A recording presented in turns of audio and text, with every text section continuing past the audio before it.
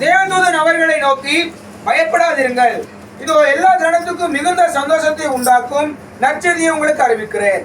இன்று கர்த்தராய் கிறிஸ்து என்னும் ரட்சகர் உங்களுக்கு தாவீதின் ஊரிலே பிறந்திருக்கிறார்.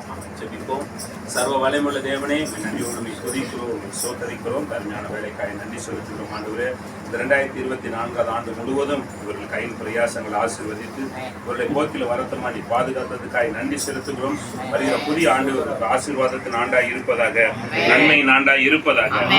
இந்த புதிய ஆண்டிலே புதிய புதிய நன்மையான காரியங்கள் நடப்பதாக, இவருடைய படிப்பு காரியங்களிலே ஒரு நன்மைகள் நடக்கும்படியா நாங்கள் செபிக்கிறோம். இப்போது இருக்கிறதை பார்க்கல ஒரு 1000 மடங்கு ஆசீர்வாதமா இருப்பார்களாக.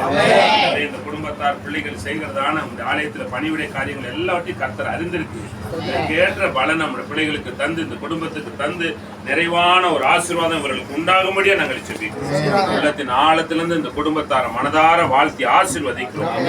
கோடா கோடியாய் பெருகுவார்கள் என்று இயேசுவின் நாமத்தினால நாங்கள் வாழ்த்தி ஆசீர்வதிக்கிறோம்.